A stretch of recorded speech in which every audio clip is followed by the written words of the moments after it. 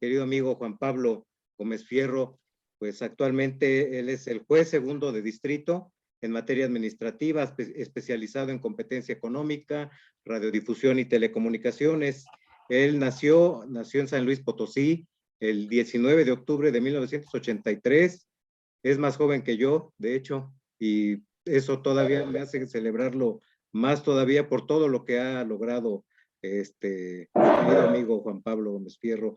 Y pues también es egresado de la Facultad de Derecho de la Universidad Autónoma de San Luis Potosí, y él se tituló el 10 de junio de 2005 con la tesis La controversia constitucional como medio de control en el sistema jurídico mexicano.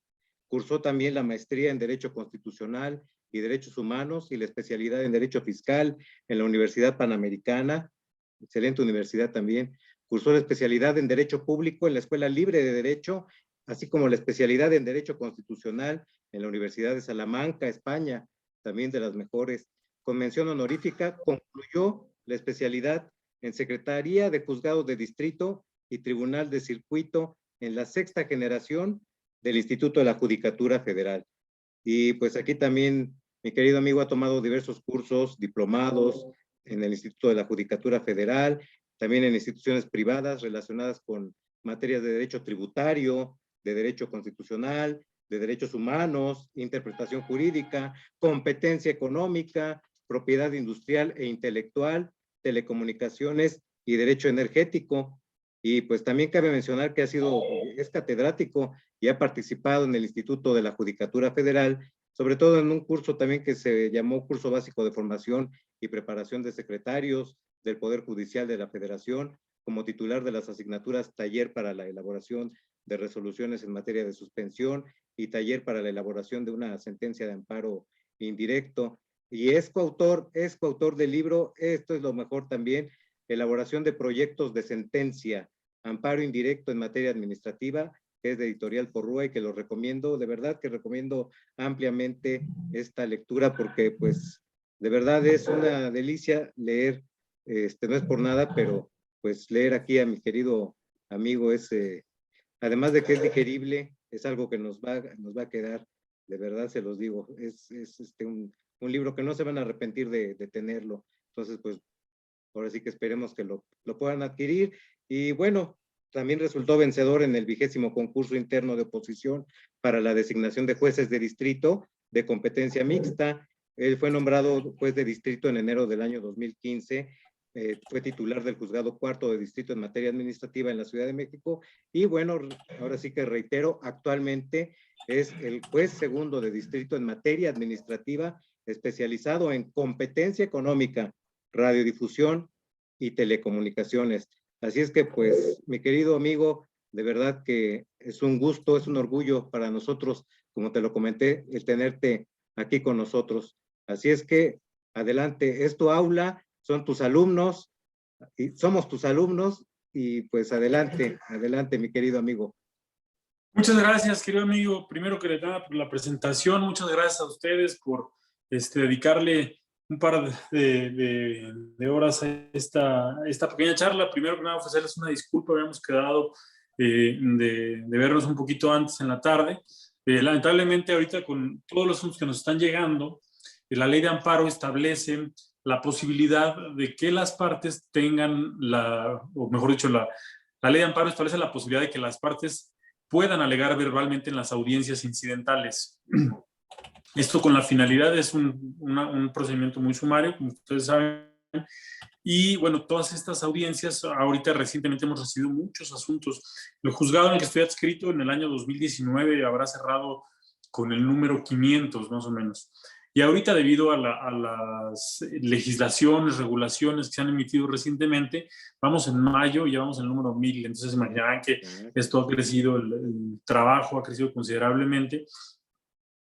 Yo quizá a estas cargas de trabajo ya está acostumbrado, pero son juzgados muy chiquititos. Voy a platicar un poquito de los juzgados y ahorita empezamos con la presentación. Son juzgados muy pequeños. Surgieron con motivo de la reforma constitucional de 2013, donde se estableció la necesidad de hacer una regulación específica para el tema de las telecomunicaciones Telecomunicaciones y la Competencia Económica. Ustedes recordarán que se crearon dos órganos reguladores con motivo de esta reforma, el IFT, el Instituto Federal de Telecomunicaciones, encargado de regular y establecer medidas que permitieran una competencia entre los participantes del sector exclusivamente de las telecomunicaciones, así como regular todas las cuestiones que son atinentes al espectro radioeléctrico, a las telecomunicaciones, a la transmisión y difusión de información a través de estos medios que en principio corresponden al Estado, pero se crea este órgano técnico que en principio está encargado de regular esta parte y además la competencia económica del sector. Y por otro lado, se renueva porque ya existía, solamente se le dota de cierta autonomía o de autonomía a la hoy Comisión Federal de Competencia Económica. Y bueno, pues también está encargada de llevar a cabo la regulación de todas las cuestiones de competencia económica distintas del sector de las telecomunicaciones. Y bueno, el otro tema es el de la radiodifusión, muy vinculado tal vez también con el tema de las telecomunicaciones, pero sí con una especificidad distinta porque son otras autoridades las que participan en la emisión de estos actos. Y bueno, hoy que conocemos el tema de energía porque a partir de un criterio de los tribunales especializados, el tema de energía, con motivo precisamente también de esta reforma de 2013, tiene una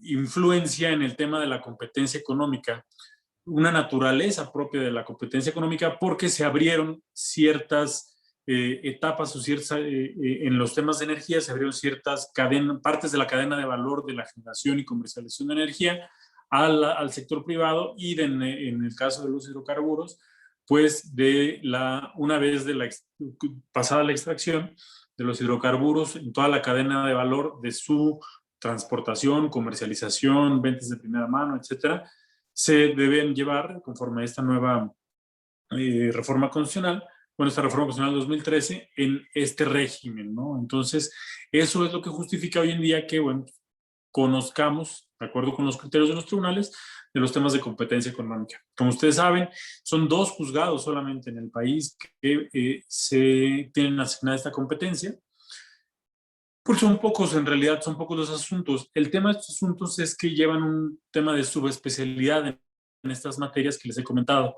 Son asuntos sumamente complejos porque en muchos casos los aspectos que hay que dilucidar son aspectos que son técnicos. Y con esto me refiero a el sector de las telecomunicaciones, pues hay muchas cuestiones que al regularse tienen una incidencia estrictamente técnica sobre cómo es que se van a llevar, por ejemplo, ciertas medidas asimétricas para que los competidores en el mercado de las telecomunicaciones puedan llevar o puedan realizar sus actos de comercio bajo un régimen de competencia, libre concurrencia, de acceso de otros participantes al mercado, que desde luego redunda en beneficio de los consumidores, de los usuarios finales, quienes son quienes se benefician propiamente de que ciertos productos o servicios se lleven en un régimen de esta naturaleza. Entonces, son en realidad pocos asuntos, pero llevan este aspecto técnico. Ahorita me refería al Instituto Federal de Telecomunicaciones, pero por ejemplo, tratándose de la Comisión Federal de Competencia Económica, también hay muchos aspectos económicos que influyen en la toma de las decisiones. Muchas cuestiones son fórmulas y en la tramitación de los asuntos y resolución de los asuntos echamos mucho mano de la prueba pericial. La prueba pericial, como ustedes saben, los jueces, por la general, los abogados son peritos en derecho, pero en muchas ocasiones, debido a la importancia o la trascendencia que tienen ciertos temas en aspectos técnicos, que escapan en muchas ocasiones al conocimiento ordinario de un juzgador, es importante el llevar a cabo, desahogar, tramitar, integrar este tipo de pruebas para que al momento de dictar la sentencia podamos resolver. Y en esta medida es que es muy necesario la tramitación, integración de este tipo de pruebas para poder dar una solución adecuada al conflicto. Una vez que se extraen los elementos técnicos en cada una de las decisiones, entonces ya en las sentencias propiamente dichas es que se puede llevar a cabo ya una resolución a partir de un punto jurídico con este entendimiento especializado que aportan los peritos a las partes. Y les puedo decir que un gran porcentaje, a diferencia, yo habiendo sido juez de distrito en materia administrativa durante 6 años, primero en el juzgado quinto y posteriormente en el juzgado cuarto, La prueba pericial, desde luego, se ofrecía, pero era una excepción. Yo les puedo decir que en estos juzgados, debido a la naturaleza de los asuntos, la prueba pericial es la regla. Es decir, en muchas ocasiones la prueba pericial es necesaria para poder dar una solución a estos conflictos. Y bueno, desde luego hay otras materias de las que conocemos, pero vamos a decir que es por un tema no propiamente de competencia originaria, sino de conexidad.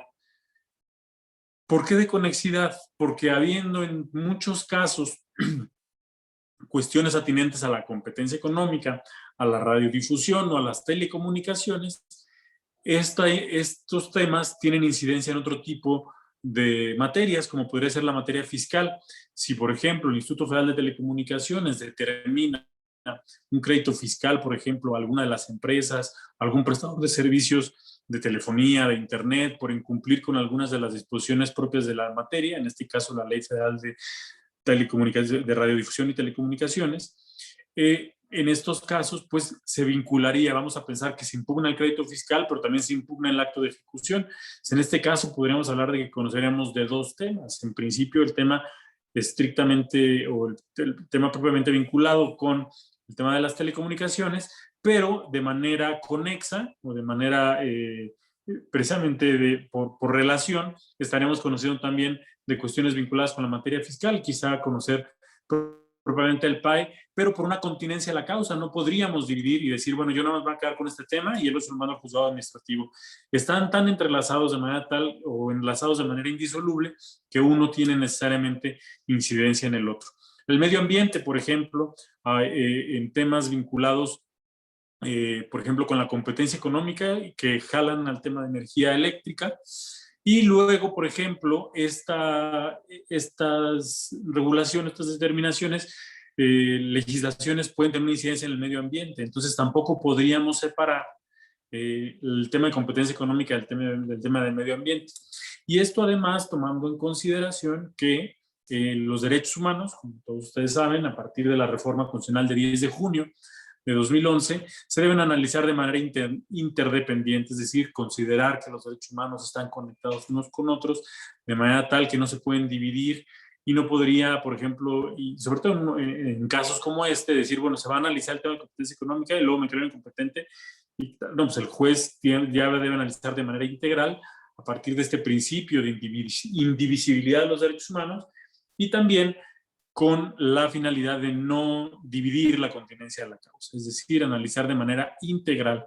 Entonces, entendiendo que la competencia se rige por una materia, es muy probable que en algunos casos excepcionales tengamos que analizar quizá actos de otra naturaleza que son propiamente por un tema de vinculación, de conexidad, que permite en estos casos conocer de manera indirecta, no de manera principal, estos asuntos. Lo que les digo en estricto sentido, lo que le hemos llamado la continencia de la causa, no dividir la continencia de la causa y analizarlos de manera integral. Y bueno, pues estos son las principales materias que vemos. Una de las características de estos órganos jurisdiccionales es que tienen jurisdicción territorial en toda la República. Esto quizá atendiendo precisamente a que se concentren los asuntos que pudiera haber en todo el país en estos dos juzgados especializados que vean solamente estas materias. Anteriormente, cualquier juez del país podía conocer estos asuntos y eso generaba en muchos casos decisiones contradictorias en aspectos altamente especializados. Entonces fue precisamente, como tuvo esta reforma de 2013, se ordena desde la reforma que se creen estos juzgados para que se especialicen los juzgadores en estas materias y se pueda prestar una justicia más especializada, con un conocimiento mucho más profundo del tema. No porque los demás juzgadores pues, mixtos no pudieran conocerlo, pero, por ejemplo, entendiendo la posibilidad de que, por ejemplo, un juez de distrito de competencia mixta, por ejemplo, esté resolviendo un auto de vinculación a proceso, luego un amparo relacionado con una orden de aprehensión y posteriormente con un crédito fiscal para después que tuviera que entrar en materia y resolver un tema de telecomunicaciones. Entonces, la idea de la reforma es precisamente concentrarlos en estos dos órganos jurisdiccionales, donde incluso son rotativos, o sea, los titulares de los órganos jurisdiccionales no permanecen en estos órganos de manera indefinida, como sí sucede en otros órganos, sino que con la finalidad de darle una circulación y también que los criterios puedan actualizarse, fluir, etcétera, se establece la posibilidad, o no la posibilidad, la necesidad de que haya una rotación en cada uno de estos órganos, de manera tal que en ocasiones los titulares duran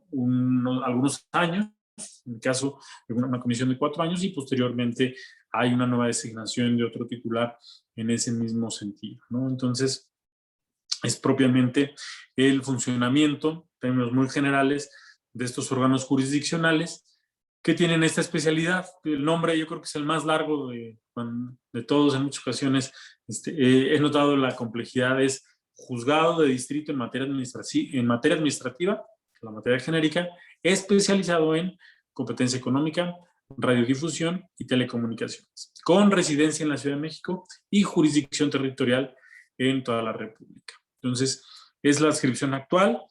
Son los temas que de manera muy general conocemos, es como una explicación. Y bueno, con motivo de la emisión de mi amigo Manuel Alejandro, el profesor Manuel Alejandro Vázquez, estuve pensando en un tema que fuera común a todos nosotros, dado que ustedes están especializados en otra materia, yo en otra materia, pero un tema que nos atañe y que podemos decir que es un vértice en el que se unen tanto su especialidad como la mía, y que puede ser un punto de encuentro en el interés que tenemos ambos por este tema. Y este tema tiene que ver con la claridad y la accesibilidad de la sentencia judicial, con la claridad de las sentencias. Un tema que a mí me ha interesado muchísimo. Tengo muchos años hablando de este tema, tengo muchos años escribiendo sobre este tema. El libro que les comenta por aquí el profesor, debo tener uno, denme un minuto aquí para enseñarles la... Tengo todavía uno de la edición 2019, se agotó y ahorita acaba de salir la de 2021. Este es el librito, es un librito de Porrúa, se llama Elaboración de Proyectos de Sentencia, Amparo Indirecto en Materia Administrativa.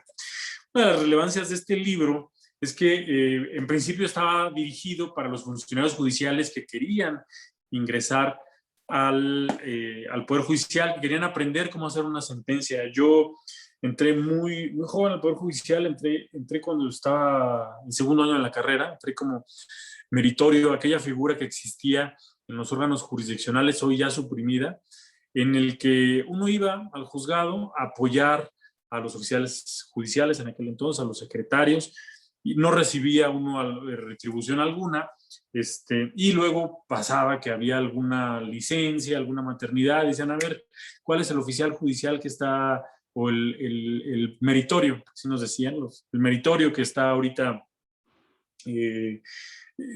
apoyándonos aquí? Bueno, vamos a darle este nombramiento temporal y todo eso, y así uno va empezando a hacer como carrera judicial. No era propiamente un tema de ingresar tan fácil a la carrera judicial. A veces éramos 4 o 5 meritorios y tener nombramiento y se iba rotando para que todos tuviéramos oportunidad. O sea, era de un mes, o 15 días, etc.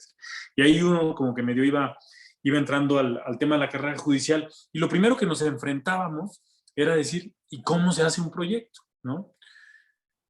¿Por dónde empiezo? ¿Cuál es el punto donde yo debo de partir para poder aprender a hacer un proyecto de sentencia y poder aprender este oficio, ¿no? O sea, generalmente hablamos de que es un oficio en este sentido. Y un alumno de segundo año de la licenciatura, creo que no llevaba clases de amparo. Yo trabajaba en aquellos años en la sección penal, donde me tocaba tomar las declaraciones de los indiciados, posteriormente procesados y finalmente sentenciados en algunos casos. Tomar a cabo las declaraciones en una computadora, tal, con el auxilio de una secretaria. Todavía no nos llegaban en ocasiones las computadoras, o había 1 o 2 computadoras que nos rolábamos entre todos y usábamos todas estas máquinas Olimpia grandotas que eran para tomar ahí las declaraciones. y de repente hay guardia este fin de semana, un sábado, y vénganse pues todos, meritorios, oficiales, todo eso, porque tenemos que tomar la declaración a 15 detenidos. Ahí estamos. Y a mí me empezó a llamar mucho la atención el tema de las sentencias, ¿no? La relevancia que tenían. Y creo que el primer entendimiento de una sentencia que debemos tener como operadores del derecho es saber qué es el mecanismo que da solución a un conflicto.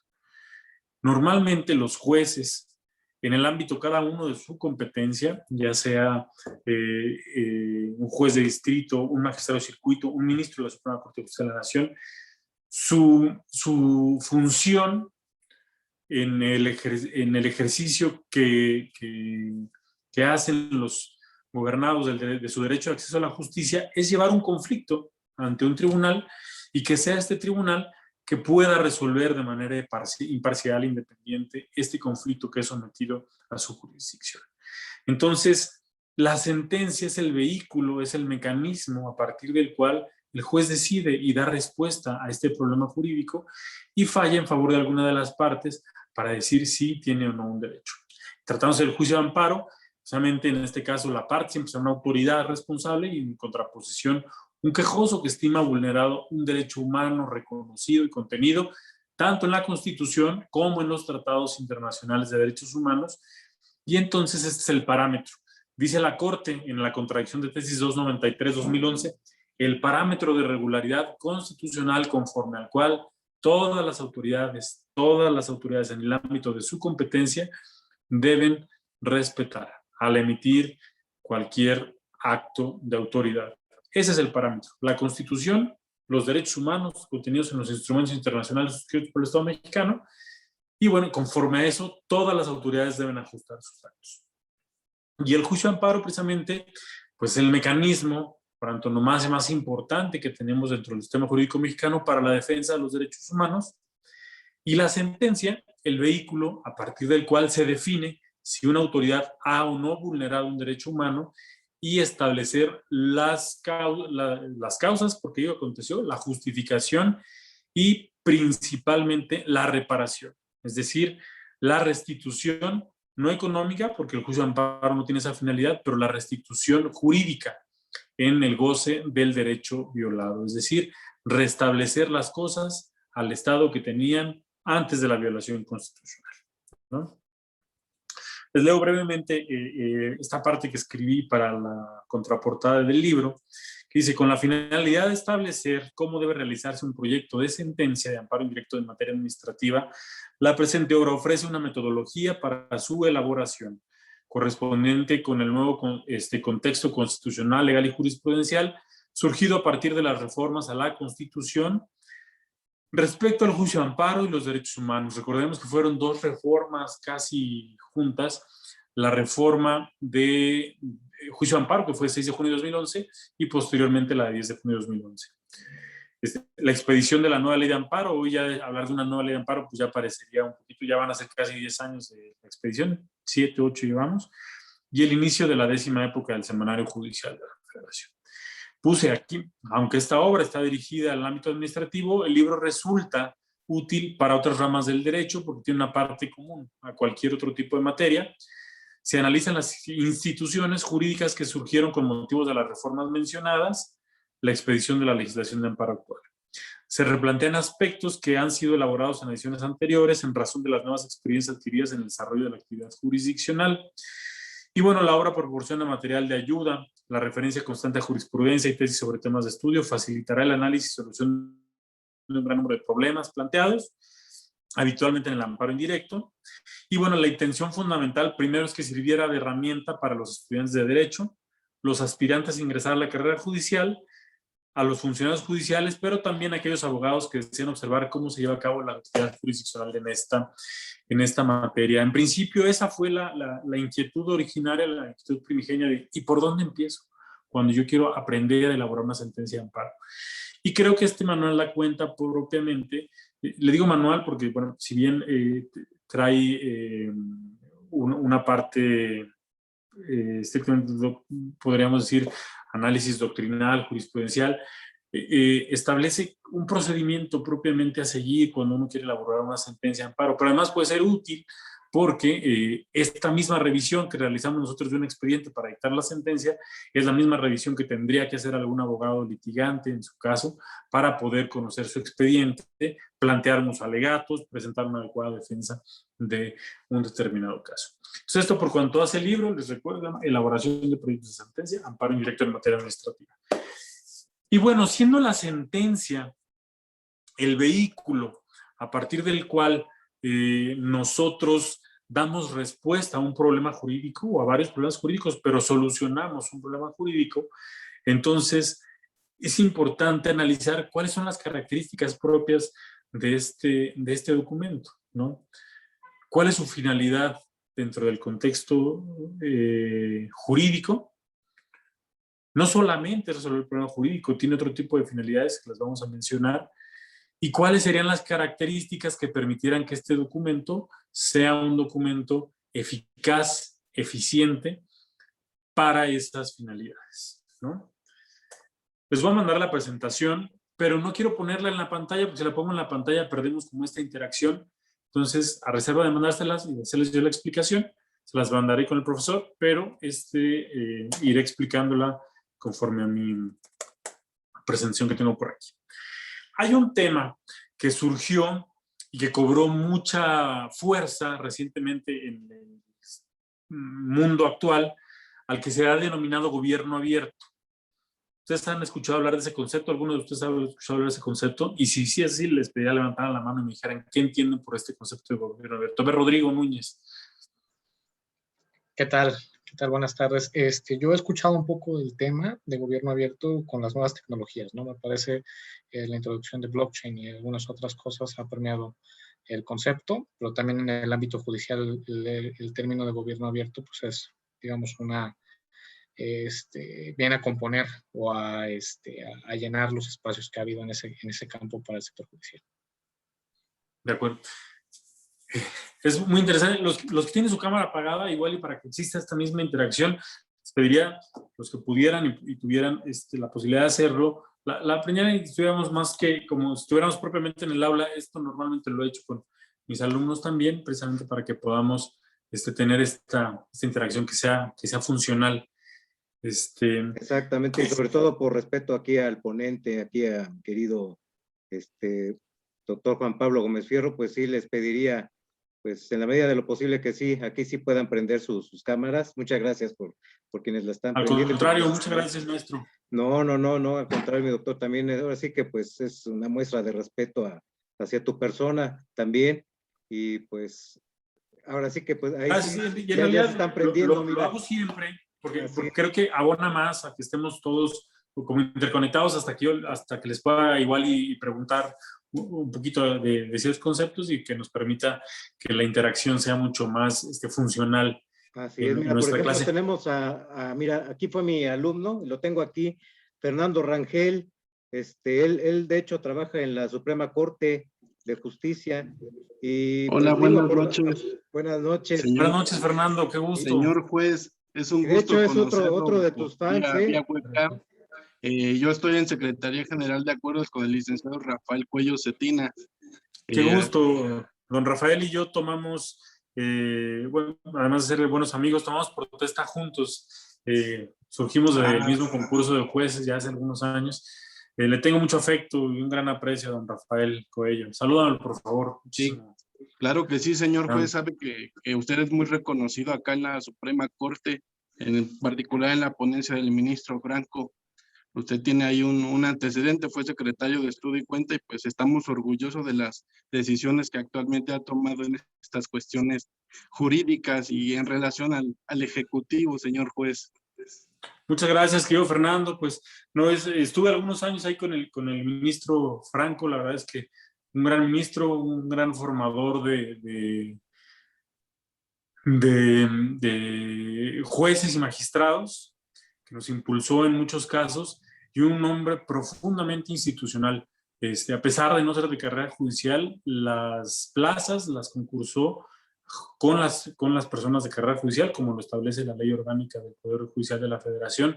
Nos permitió entrar a trabajar con él, nos permitió formarnos en la ponencia y posteriormente nos permitió, bueno, pues, poder acceder a participar en este concurso. Y bueno, en relación con tus comentarios, te los aprecio y los valoro mucho. Y bueno, pues es tratar de hacer no es otra cosa más que hacer como nuestro trabajo, ¿no? Claro que sí, señor juez. Pues por nada, y le devuelvo la palabra porque su presentación está muy interesante. Entonces, nos quedamos en el tema de gobierno abierto. Gobierno abierto, este concepto surge en el mundo y surge de manera reciente. ¿Para qué? Para dar transparencia a las decisiones que se toman al interior de los gobiernos, para que los ciudadanos sepan qué es lo que hacen sus gobiernos. Esta necesidad de gobierno abierto tiene un vínculo muy estrecho, estrecho con el derecho de acceso a la información. Cada vez la sociedad participa más, cada vez la sociedad está más interesada en saber qué hay, cómo se manejan los recursos públicos, cuáles son las decisiones que se toman para una determinada política pública y poder incluso participar dentro de este tipo de decisiones en un diálogo directo con el gobierno, ¿no? Es un concepto muy general de gobierno abierto, podríamos definirlo como la libertad de información asociada a la publicidad de la actividad gubernamental. Dentro de este concepto de gobierno abierto, vamos a encontrar que las nuevas tecnologías de la información contribuyen a la construcción de este concepto. Hoy en día, a diferencia de hace 30, 40 años, estamos más informados. Pasa algo en el país y aquí nos enteramos en Twitter, en las redes sociales, en minutos. Hay un delito, se comete en la vía pública, alguien lo graba, lo sube a las redes sociales y en una cuestión de segundos es de un conocimiento público. Entonces, estas nuevas tecnologías de la información contribuyen en gran medida a la construcción y a la modulación de este concepto de gobierno abierto, vinculado principalmente a la actividad gubernamental. Los ciudadanos quieren saber qué hacen sus gobiernos, que los gobiernos no escondan abajo del tapete información importante, información indispensable, información que los ciudadanos quieren conocer, tienen derecho a conocer y que puede contribuir en muchos casos también a la solución de ciertos problemas. A partir de este concepto genérico de gobierno abierto, se crea otro concepto, al que se ha denominado tribunal abierto.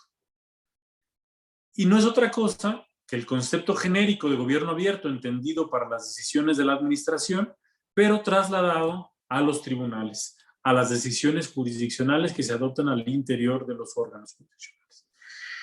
Hoy en día hemos visto una gran cantidad de reformas en ese sentido. La obligación ya de los jueces de hacer públicas sus resoluciones, desde luego con las restricciones que existen en la ley para la protección de datos personales, pero ya estableciendo como una regla general que las resoluciones que se adopten al interior de los órganos sean públicas. ¿Para qué? Para que no se entienda también que las decisiones aquí adoptadas pueden ser decisiones arbitrarias, caprichosas, etcétera.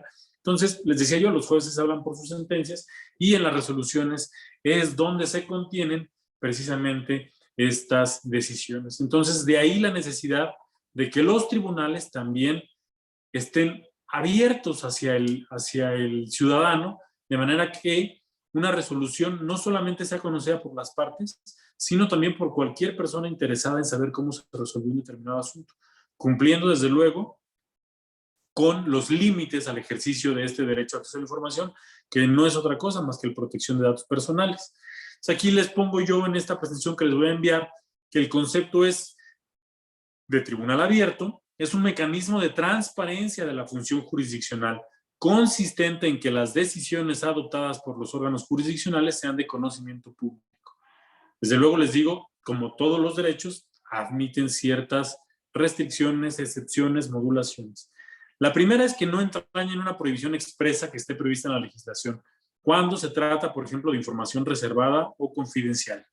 Los datos de alguna empresa, el modelo de costos quizá de alguna empresa también, algún secreto industrial, un secreto bancario, etcétera. Esas son las excepciones. Y la dos, que no se ponga en peligro los datos personales. Esa es propiamente, de manera genérica, la construcción de esta nueva definición al que hemos denominado tribunal abierto. Y bueno, la sentencia, yo les hablaba de la sentencia como vehículo, como instrumento del juez para dirimir una controversia. Que esa controversia que llegan las partes y que está en el escritorio del juez, sea este el vehículo para que se resuelva este conflicto. Entonces aquí pongo en la presentación que la sentencia es el documento que tiene plasmada la decisión jurisdiccional, los fundamentos, las razones que la sustentan y que dirimen la controversia entre las partes. Uso yo mucha palabra este vehículo porque es justo el transporte donde se lleva a cabo el dar a conocer las decisiones. Como es vehículo a partir del cual los juzgadores dan a conocer sus decisiones. Es también un instrumento de transparencia la sentencia. ¿Por qué? Porque precisamente ahí, en ese documento, es donde se dan las razones jurídicas que utilizó el juez para poder resolver en uno u otro sentido y que los destinatarios primordiales, que son las partes, puedan conocerlo. Pero no solamente ellos. Hoy en día, la sentencia no solo es importante para las partes, en muchos casos involucran un interés para toda la sociedad. Hay casos en los que, por la naturaleza, por la trascendencia del asunto, otras personas distintas de las partes quieren conocer los razonamientos, las decisiones de los jueces. Y a partir precisamente de esta difusión que se les da, respetando estas dos cuestiones, ya sea la protección de los datos personales o la información reservada o confidencial, es que pueden hacerse públicas. Habrá casos donde una sentencia no podrá tener estas características porque estaríamos hablando, por ejemplo, de un tema de seguridad nacional, de un tema vinculado a que se pudiera poner en peligro alguna investigación, etcétera. Serían algunas de las excepciones, pero la regla general debería ser esta, que las sentencias fueran públicas. Cuando empezó a desarrollarse este derecho, desde el año aproximadamente 2006, que fue la reforma constitucional, pues todo el mundo tenía miedo, ¿no? Y miedo me refiero a, es que me están pidiendo esta sentencia, la hago pública, no la hago pública, la reservo, no la reservo.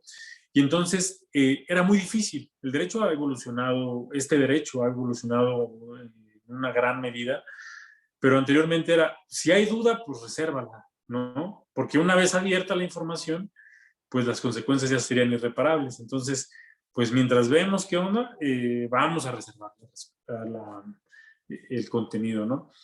Y ahora no, ahora yo creo que en la evolución de este derecho es, bueno, todas las sentencias son públicas y excepcionalmente solamente algunas que tuvieran ciertas características que se ubicaran en estos supuestos, información reservada, confidencial o protección de datos personales, es que no pudieran hacerse públicas, ¿no? De ahí que la sentencia pueda considerarse hoy en día como un instrumento de transparencia. Transparencia, ¿qué entendemos por transparencia? La transparencia es la política que se implementa para lograr un gobierno abierto. Es la apertura de las decisiones públicas. En principio se concibió para la administración, como les decía, pública federal, pero se ha trasladado a la impartición de justicia. En sentido formal, las sentencias pueden ser conocidas por la sociedad en general y en sentido material, dictar una sentencia clara y completa.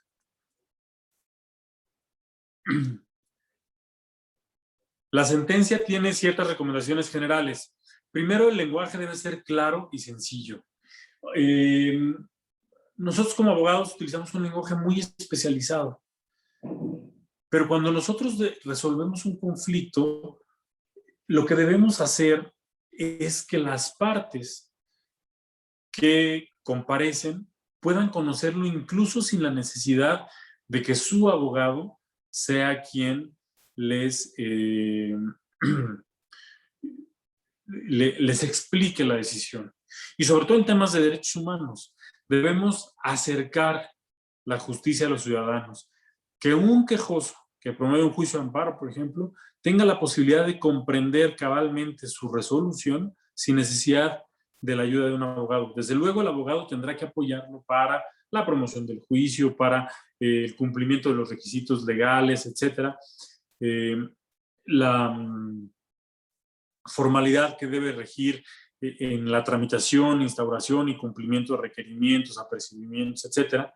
Pero siendo la sentencia el vehículo que tiene como finalidad dar a conocer a las partes, pues buscar que sea lo más sencilla posible, que cualquier persona pueda conocer el contenido sin necesidad, les digo, de acudir a un experto en la materia, ¿no? Entonces, en esta presentación que les voy a compartir, hay una serie de recomendaciones generales. La primera es que las sentencias estén redactadas en un lenguaje claro y sencillo. El artículo 171 del Código Federal de Procedimientos Civiles, que es de aplicación supletoria de la ley de amparo y además aplicable también a muchas otras materias, dicen que deben estar redactadas en idioma español. ¿Qué pasa? En muchos casos, por ejemplo, nosotros en el ejercicio de la función que desempeñamos, es muy común que hagamos uso de locuciones latinas para conocer un determinado concepto o para definir o explicar un determinado concepto. Pero estas locuciones latinas, primero, no forman parte de nuestro idioma y dos, hacen compleja la lectura, ¿no? Para una persona distinta de los abogados que tramiten el amparo. Por ejemplo, hablar de, y como reza el principio indubio pro reo, sobre el cual entonces el quejoso, o partiendo del principio non reformatio impellius, debemos considerar que eso no lo va a entender una persona que no ha estudiado derecho, que no es abogado, y entonces la sentencia va a perder esa eficacia de poder transmitir lo que el juez decidió en un determinado caso, ¿no? Incluso esta eliminación de las locuciones latinas fue una propuesta, la eliminación, en la Cumbre Judicial Iberoamericana, en la edición 19, ¿no? Cuando hubo un cambio generacional en el tema de administración de justicia, que surge primero con la tecnología. Cuando nosotros hacíamos los acuerdos en la máquina de escribir, pues tratábamos de que los acuerdos fueran breves, porque pues entre más le metíamos, más tiempo nos llevaba. Y luego cuando llevaban copias de traslado, pues había que pegarle más duro a la máquina para que la primera llegara hasta la hoja 5 y que pudieran salir mayor cantidad de oficios, pero entonces hacíamos pues acuerdos más breves. Ustedes recordarán la primera sentencia de amparo. La primera sentencia de amparo cabe en una cuartilla prácticamente, donde don Pedro Sámano ampara a Manuel Verástegui contra actos del gobernador Julián de los Reyes en aquel asunto de destierro en 1847. De esta manera, pues eran breves las sentencias. Luego surge ya la computadora, llega ya a los órganos jurisdiccionales, ya teníamos un año. Yo entré al Poder Judicial en 2002. Pero bueno, pues llegan las computadoras y y bueno, pues la idea de poder llevar a cabo las resoluciones ya en la computadora y con nuevas herramientas tecnológicas. En aquellos años salía el JUS, llegaban los discos del JUS, hoy Semanario Judicial de la Federación, ya es electrónico. Y bueno, pues era una copiadera y pegadera de jurisprudencias, de criterios, donde las sentencias pasaron de ser de 15, 20 cuartillas a ser sentencias de 100 hojas, donde llevaba el criterio, si estaba una contradicción de tesis, se pegaba el criterio de un tribunal, se pegaba el criterio del otro tribunal, luego se pegaba lo que dijo la corte, más las transcripciones, y una pegadera y copiadera donde salían unas sentencias enormes. Y pasamos del lado completamente opuesto. Y esto, por ejemplo, en la cita de criterios. La cita de criterios llegó a ser excesiva, en el sentido de que, y luego hay 4 tesis que hablan de lo mismo, y se citaban las 4 tesis. A mí me parece que si hay una jurisprudencia o una tesis aplicable para resolver un determinado asunto, pues bastará con citar una que sea la de mayor jerarquía, la que sea obligatoria, y la que se resuelva de manera más puntual el punto de que se trate. No tendría caso citar 4 o 5 jurisprudencias en una sentencia, cuando solamente una sería aplicable y una sería obligatoria. Lo demás sería inocuo, sería innecesario y hasta irrelevante. Y lo único que haría es como descuidar o perder la atención del asunto de que se trate. una de las sugerencias que nosotros hemos hecho, y todo esto que les digo está plasmado en el libro, es prescindir de la excesiva transcripción de legislación. En ocasiones, bueno, la legislación es el punto de partida con base en el cual nosotros resolvemos un problema jurídico. El problema surge cuando, por ejemplo, que vamos a resolver un tema de un procedimiento administrativo de ejecución y citamos todas las normas del Código Fiscal que rigen o que determinan. Pues en realidad sería innecesario.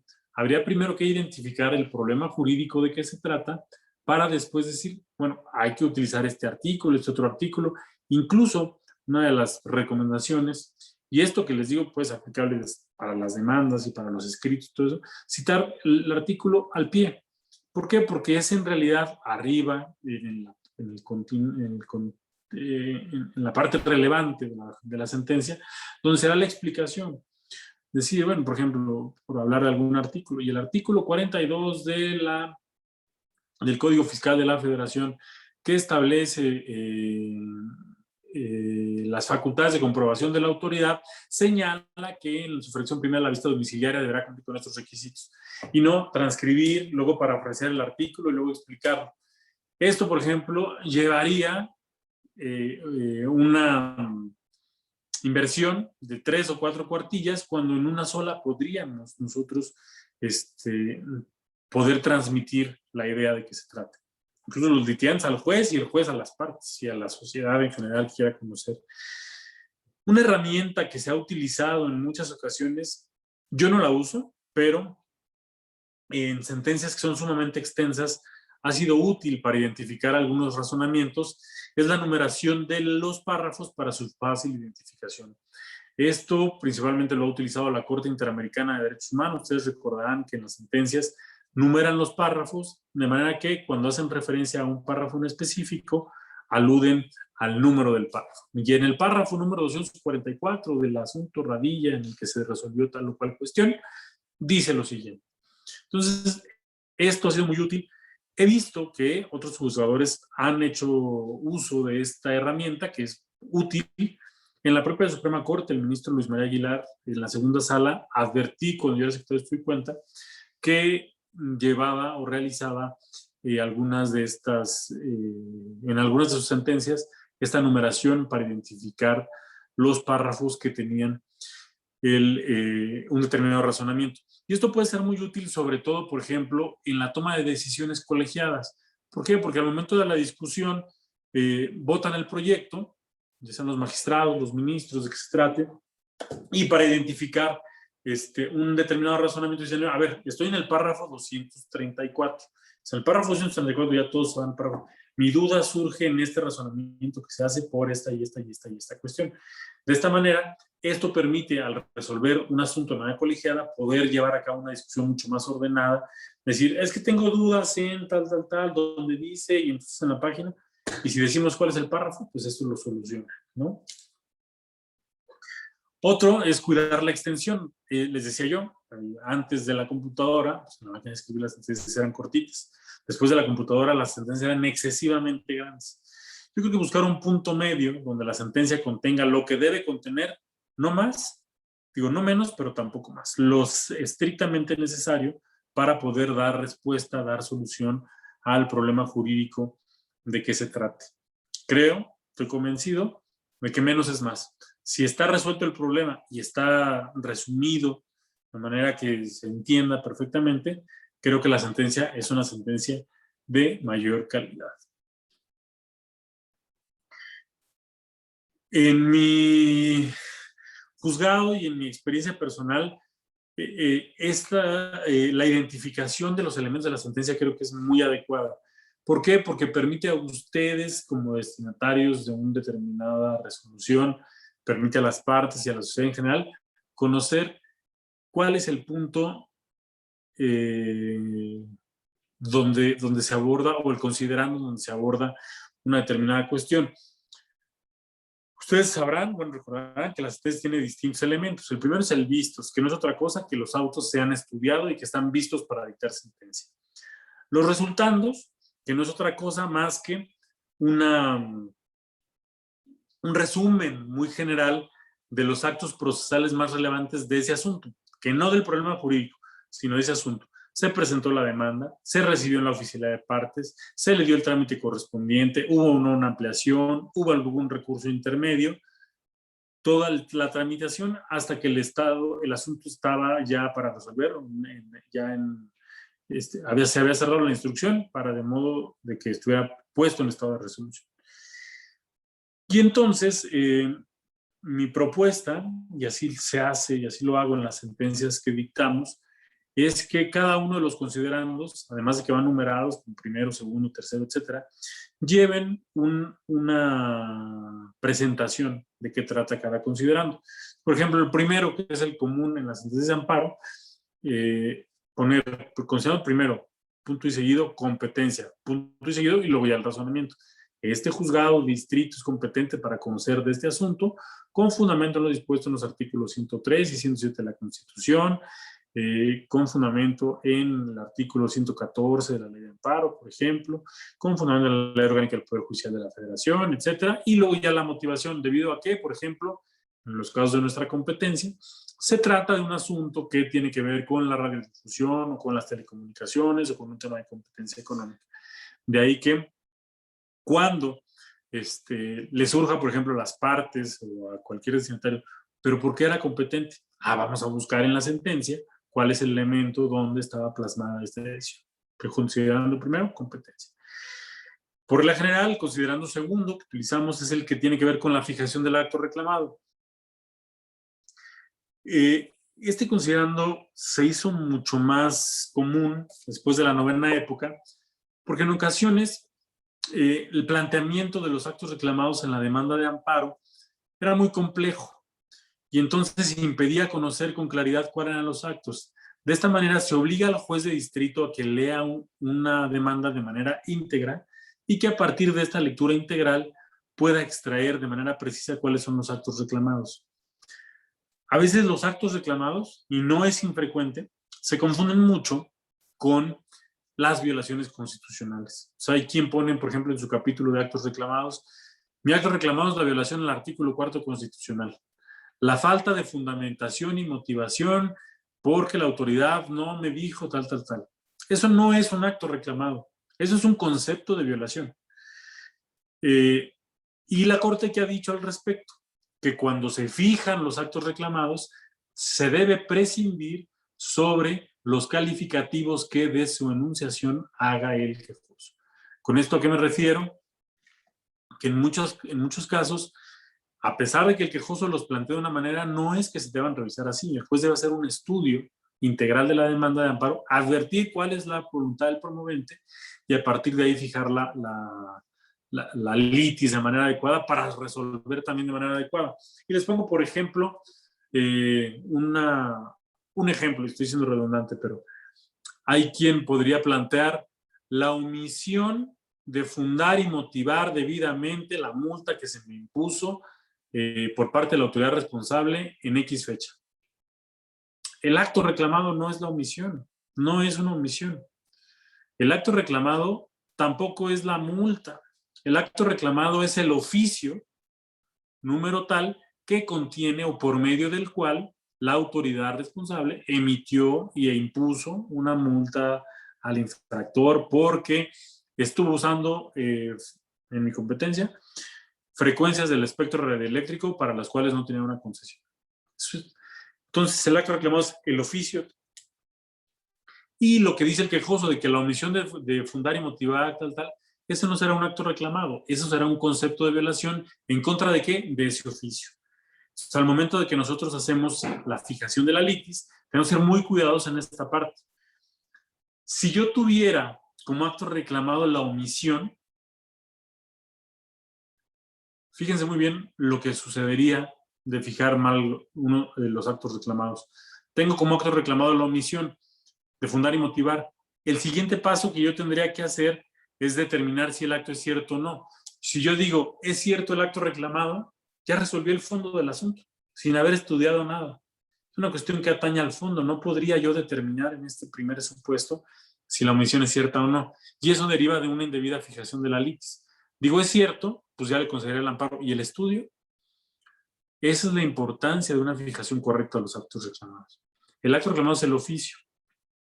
La omisión de fundar y motivar es un concepto de violación.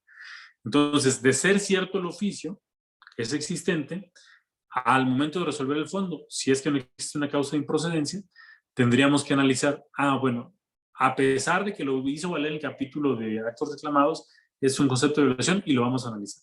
El quejoso aduce, este ya es el concepto de violación, que la autoridad omitió fundar y motivar el oficio. Y entonces los otros lo que tendremos que hacer es decir, a ver, no, es infundado el concepto de violación porque la autoridad no omitió fundar y motivar un oficio. Aquí citó, estamos hablando de la omisión, citó el precepto legal que estimó aplicable y señaló la motivación, las razones que estimó por el cual el oficio o por cual era acreedor a la multa. El fundamento es el artículo que establece una multa a quienes usan el espectro radioeléctrico sin tener concesión para ello. Y la motivación es que esa persona se detectó que usó el espectro radioeléctrico sin tener una concesión a partir de las pruebas que obran en el expediente. Entonces no hay omisión. Eso es la omisión de fundar y motivar. Otra cosa va a ser la indebida fundamentación y motivación. Ese es el siguiente paso que diga el quejoso. No es cierto. Yo no estaba usando esas frecuencias, yo estaba usando estas otras y para esas sí tengo permiso. Habría que analizar si las hipótesis y la motivación que citó la autoridad son adecuadas o no. Ya son dos cosas distintas. Estamos hablando de una de la omisión y otra de la debida fundamentación y motivación, que hay que distinguir y se confunden mucho. Hay quien dice, es que la autoridad omitió fundar y motivar. No, a ver, una cosa es que tú dices que omitió fundar y motivar. Es una cosa. No hay una omisión, está fundado y está motivado. Otra cosa es la indebida. Y la indebida supone necesariamente un análisis de en cada caso, la adecuación precisamente que hace la autoridad del caso concreto y la aplicación que hace de la norma, ¿no? Entonces, esta parte de una sentencia de amparo es muy relevante, sobre todo porque en muchas ocasiones una indebida fijación de los actos reclamados traería consigo ineludiblemente una decisión que pudiera ser ajena a la litis planteada. Entonces, esta fijación es de suma relevancia al momento de resolver un juicio, de suma relevancia. Fijar de manera clara y precisa el acto reclamado, prescindiendo de los calificativos que sobre su enunciación se hagan en la sentencia. Ustedes recordarán, hubo una resolución hace unos años de un caso en el estado de Oaxaca que es el caso Mininuma.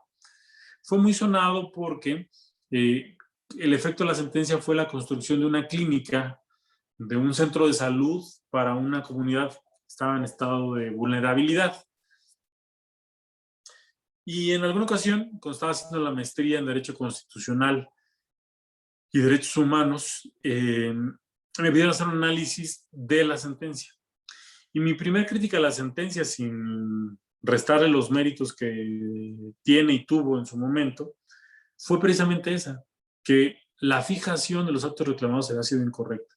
Y había sido incorrecta porque la autoridad al principio se había empezado por precisar o fijar como acto reclamado la violación al artículo 4 constitucional que reconoce el derecho a la salud. Ese no era el acto reclamado. Ese era el concepto de violación. Quizá la presión correcta hubiera sido señalar que era la omisión de proveer a esta comunidad de los servicios de salud. Y ya en los conceptos de violación decir, esto viola el cuarto constitucional porque no tienen acceso a este derecho humano, ¿no? Entonces, de aquí la gran importancia de la fijación. Y solamente en el mismo caso de la multa, les voy a dejar un ejemplo adicional de cómo podría trascender de manera relevante el correcto análisis de los actos reclamados para su fijación. Volvemos al tema de la multa. Ya le quitamos los calificativos, ya le quitamos todas las... y con los calificativos no solamente me refiero a esto. En muchas ocasiones se plantea una demanda y dice la infundada, inmotivada, ilegal, irrisoria, tal, desmedida, tal, multa que se me impuso, etc. Quítenle los calificativos, dejen el acto solito. Ya lo podrán atacar en los conceptos de violación. pero quítenselos. No sirve poner, no les va a ayudar tampoco el poner y la ilegal, infundada, inmotivada, indiscriminada, inconstitucional y abusiva orden. Eso no sirve. Lo que sirve es cuál es el acto reclamado y en los conceptos de violación explayarse. Se viola este artículo constitucional por esta razón, se viola este otro por esta razón y se viola este otro por esta razón. Esa es una verdadera y adecuada fijación de la LICS. Vuelvo al mismo ejemplo de la multa. Dice el artículo 36 de la Ley de Amparo que será competente para conocer el juicio de amparo el juez de distrito en donde deba ejecutarse, se ejecute o se haya ejecutado el acto reclamado. Pero tratándose de actos que carecen de ejecución material, será competente el juez de distrito donde se presente la demanda. Esto también puede ser un tema, vamos a llamarlo, utilizado para evitar que un juez conozca y que otro sí. ¿Por qué? Porque si yo planteo el acto reclamado como una multa que me impusieron por usar frecuencias del espectro radioeléctrico para los cuales no tenía yo una concesión, un permiso, naturalmente el acto reclamado va a tener ejecución donde se llevó a cabo la infracción y dónde se va a llevar a cabo el cobro de la multa. Pero si yo pusiera como acto reclamado la omisión de fundar y motivar la multa que se impuso, tal, parecería un acto que carece de ejecución material, porque las omisiones no tienen una ejecución material. Y eso haría competente a un juez de distrito distinto del que le correspondería. A un juez de distrito, el que quisiera el quejoso donde se presentara la demanda. Eso era incorrecto y por eso el juez de distrito debería precisar de manera adecuada los actos reclamados, porque tendrá incidencia en muchas cosas, desde la presentación de la demanda ante el juez competente. Otro tema, por ejemplo, para la procedencia. Se ha utilizado esto mismo para tratar, por ejemplo, de estimar procedente un amparo extemporáneo. No es lo mismo presentar un amparo contra la multa dentro de los 15 días siguientes al que se notifique el acto reclamado a presentarlo contra una omisión. ¿Por qué? ¿Cuál es el plazo para presentar el amparo contra una omisión? ¿Quién me puede decir?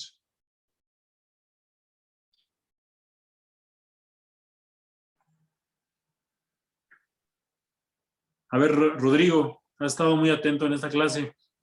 ¿Cuál es el plazo para presentar un amparo contra una omisión? Muchas gracias, señor juez. Con su permiso, profesor. No, trato ahorita de recordar, vimos justamente ese ejemplo en clase de amparo y el tema es que el plazo empieza a correr cuando sucede o cuando se notifica el acto reclamado, ¿no? Entonces, ante una omisión, pues uno puede tener, digamos, esa pequeña libertad de poner en la demanda cuándo sucedió el hecho, cuándo una persona percibe la omisión y a partir de esa percepción o a partir de esa sensación empieza a correr el plazo. Es muy interesante tu razonamiento. ¿Alguien tiene uno distinto?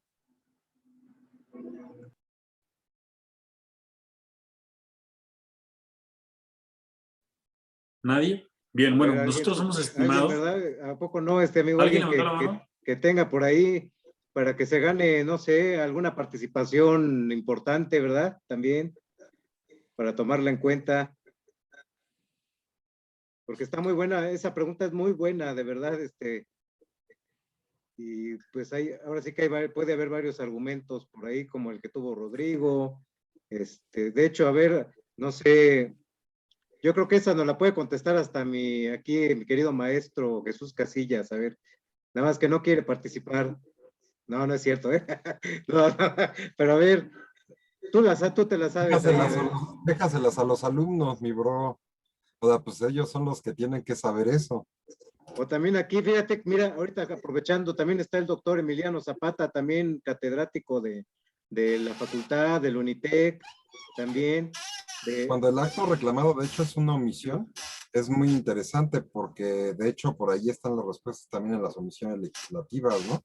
Y por ahí hay alguna respuesta importante que les puede servir y hay que distinguir entre cuando la omisión realmente es proveniente de un acto administrativo, ¿no? Hay ahí una postura de la Corte muy interesante en esos respectos. A lo mejor ahorita nos las dice el juez, su señoría nos las hace patentes. Gracias. Pero, vamos a darle respuesta para no detenernos, pero el criterio ha sido que tratándose de una omisión, como la violación permanece, el amparo se puede presentar en cualquier tiempo. Vamos a pensar que yo presenté un escrito ante una autoridad para que me diera, en ejercicio de mi derecho de petición, para que me diera respuesta a una petición que le hice. Y la autoridad no me contesta en una semana, no me contesta en 2, no me contesta en 3, no tiene un plazo legal previsto. La Corte ha dicho que, por ejemplo, en esos casos es el tiempo que más o menos le llevaría un tiempo prudente, no una regla fija, contestar una determinada petición. Lo que se llama el término plazo razonable, ¿no? Un plazo razonable para poder dar respuesta. Pero pasan esos 15 días, un mes, 2 meses, 3 meses. Para mí ya fue un plazo razonable, pero sigue sin darme respuesta. Pasa un año. ¿Y que después de un año yo no le podría decir a la autoridad, ya vas a contestar? Me parece que en estos casos no debe haber un plazo. Más bien es mientras subsista o persista la omisión, quejoso podrá ir al juicio de amparo. Vamos a trasladarlo a nuestro ejemplo. Si nosotros fijamos los actos reclamados, ya no como la multa a partir del cual tengo 15 días a partir de la inquietud, 15 días posteriores al día siguiente al que surta efecto la notificación de la multa para poder impugnarla, a decir la omisión de fundar y motivar, como si la autoridad estuviera obligada a fundar y motivar todo el año, ¿no? Entonces aquí es que se presenta esta indebida presión de los actos reclamados, desde luego genera esta imprecisión en relación con la procedencia. Por eso regreso. La importancia de precisar correctamente los actos reclamados trae consigo una adecuada solución del asunto de que se trate. Vean cómo ya vimos que una indebida presión de los actos reclamados tiene incidencia en la existencia, en resolver el fondo, en la procedencia, en la competencia. Entonces, la litis es una parte muy importante de la sentencia. De ahí que sea importante también que en la sentencia se contenga un considerando que diga, considerando segundo, precisión de los actos reclamados.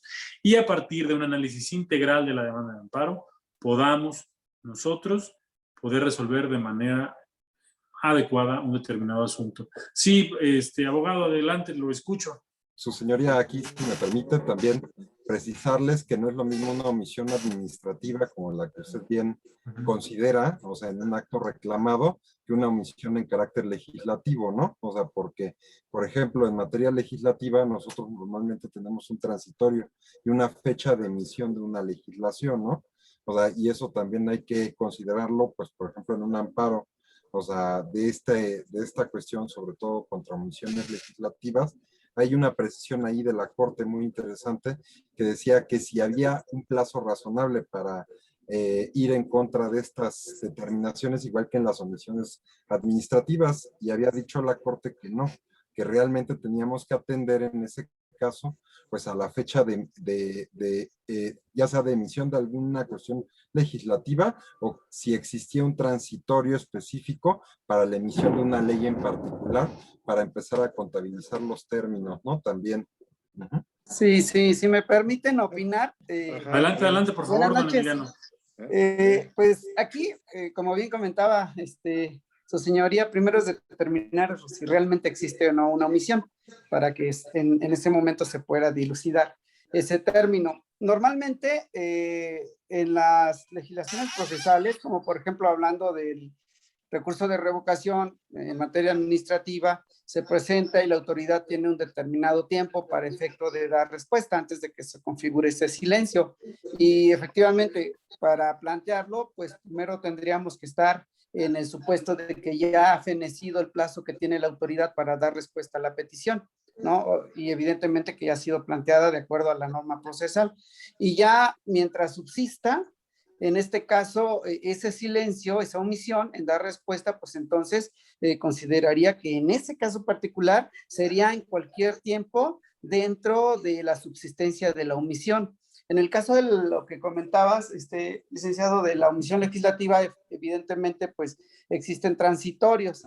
Mientras no se llegue al término o al plazo dado en esos transitorios, pues considero que no existe tal omisión. Pero bueno, eso es solamente como un comentario adicional. Sí, efectivamente es algo que se complementa y precisamente por eso hay que distinguir entre la naturaleza del acto, ¿no? Ahí en particular con la cuestión de las omisiones. Nada más era todo lo que quería aportar, su señoría, y pues ahora Muchas gracias les por cedo la palabra. Muy bien, aquí el que habló también es el doctor Emiliano Zapata. Fíjate que también exactamente, para que veas que muchas tiene gracias por sus admiradores. opiniones. La verdad es que es muy interesante y además justamente así es como se construyen los precedentes, se construye el derecho. Y cuando aplaudo la participación de Rodrigo es precisamente porque en una mesa de trabajo que tuvimos en la ciudad de Monterrey, en Nuevo León, surgió por parte de los titulares esa inquietud y surgió una discusión a partir de entonces. Yo estoy hoy por hoy convencido que las omisiones se pueden impugnar en cualquier momento porque subsisten y persiste la violación mientras no se subsanen, pero también otro titular en ese momento hizo una manifestación justo en el sentido de que eh, debía promoverse el amparo a partir de los 15 años donde se tenía conocimiento de la omisión. Entonces, considerando yo que debe prevalecer desde luego el segundo criterio, es relevante la participación porque justamente se generan las contradicciones de criterios, justamente así se crea el derecho, precisamente a partir de opiniones diferenciadas, es que fluyen los asuntos primero a los tribunales, luego a la Suprema Corte, a los plenos de circuito y se resuelven de manera jurídica estos criterios que luego terminan siendo los criterios que rigen para casos y la solución de casos posteriores, ¿no? En este esquema de elaboración de sentencias, el siguiente paso es la determinación de si los actos son ciertos o no. En este libro que les he recomendado, pues viene justamente un esquema de cómo poder tenerlos por probados a partir de cuando son actos positivos y cuando son actos omisivos, cómo se prueban en uno y otro caso. Hay una parte interesante. Recordarán que al principio yo les decía que la sentencia debe contener un apartado que hace alusión a los resultandos, que no es otra cosa más que un resumen muy general del juicio de que se trata, de ese juicio. Pero nosotros hemos sostenido que las sentencias de amparo deben tener además un considerando de antecedentes para relatar los acontecimientos más importantes, no en relación con ese juicio de amparo, sino con el acto reclamado. Voy a poner el mismo ejemplo de la multa porque me ha resultado muy útil para hacer este tipo de ejemplificaciones. El quejoso viene impugnando la multa que se le impuso por usar un espacio del espectro radioeléctrico sin tener concesión para ello. Pero hay que ver cómo nace esta parte, o sea, cómo nace el crédito fiscal para que el juez pueda tener conocimiento de lo que va a resolver, ¿no? El juez y luego las partes, de cuáles fueron los elementos que se tomaron en cuenta. Y luego la sociedad interesada en conocer la sentencia. Entonces, por ejemplo, decir lo que sucede, y les platico más o menos una sentencia de las que conocemos nosotros, verificadores del instituto, en fecha tal, vamos a poner fechas recientes, el 2 de mayo de 2021, los verificadores adscritos al Instituto Federal de Telecomunicaciones realizaron labores de verificación en una ciudad en el estado de Oaxaca con el fin de verificar el correcto uso de las frecuencias del espectro radioeléctrico en esa entidad. Al revisar los equipos detectaron que había un uso de ciertas frecuencias, respecto de las cuales estaban reservadas unas para el ejército, otras para la marina y otras que no habían sido concesionadas.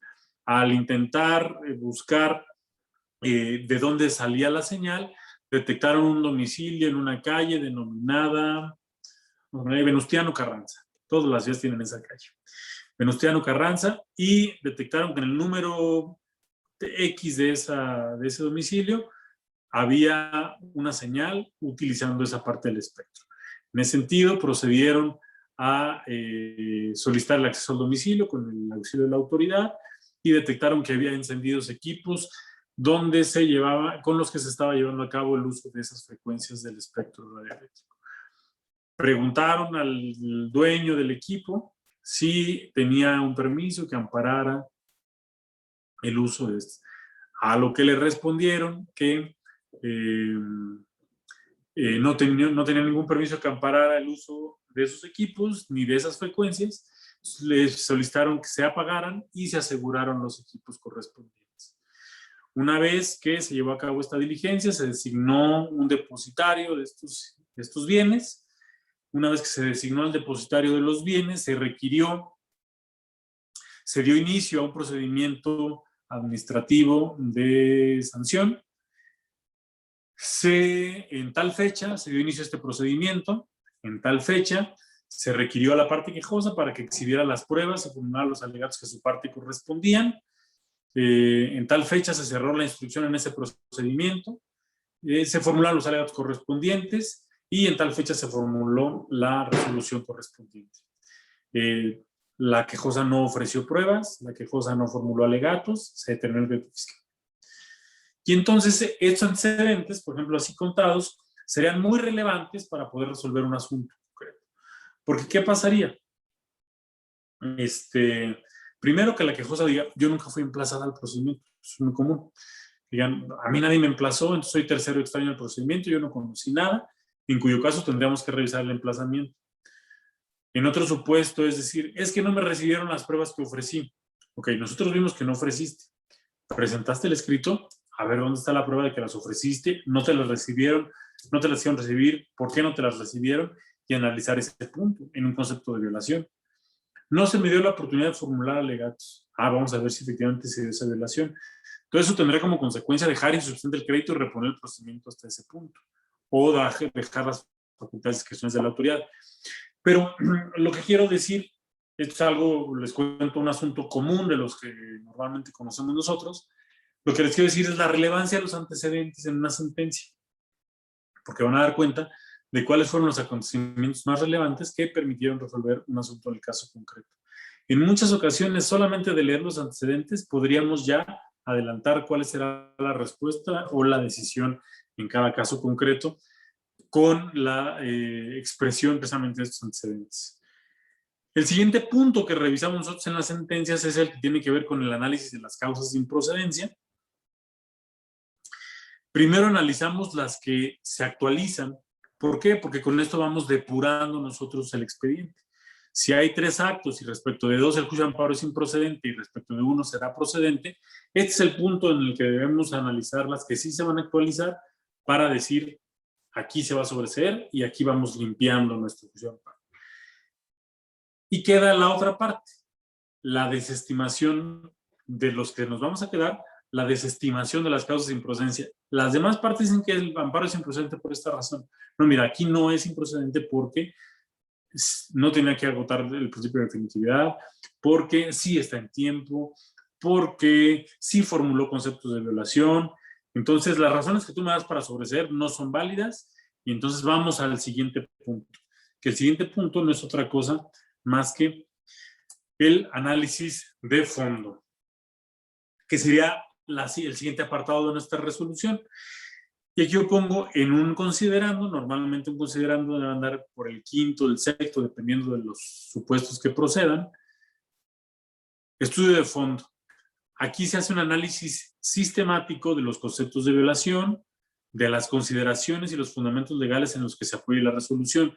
Es aquí donde vamos a hacer el estudio de los conceptos de violación, donde vamos a valorar las pruebas correspondientes, donde vamos a hacer un estudio de las pruebas y contraponerlas. Vuelvo al tema de la multa. Él es el hilo conductor. ¿Qué sucede que en estos casos? Bueno, a ver, si el quejoso dice que no se le permitió probar, habría que ver por qué. No, dice, es que no me recibieron mis pruebas. ¿Las presentaste? ¿Dónde están las pruebas ofrecidas? Tienes un escrito sellado por parte de la oficialidad de partes donde tú hayas presentado las pruebas. Ok, entonces, ¿por qué no se recibieron? ¿Por qué no se tomaron en cuenta? ¿Hay o no una violación? Y a partir de aquí poder concluir si se actualiza o no esta hipótesis que plantea el quejoso. Antes de la emisión de la Ley de Amparo de 2013, ya voy a otro punto, las sentencias no estaban, o no había, mejor dicho, la obligación de que en las sentencias se precisaran los efectos.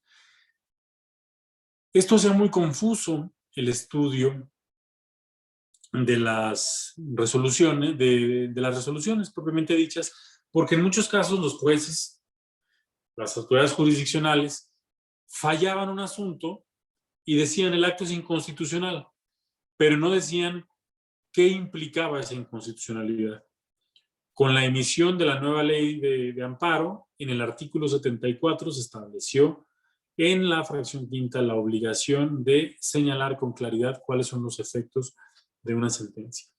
De manera tal que al declarar la inconstitucionalidad de un determinado acto, habría que precisar cuál es el efecto de la protección constitucional.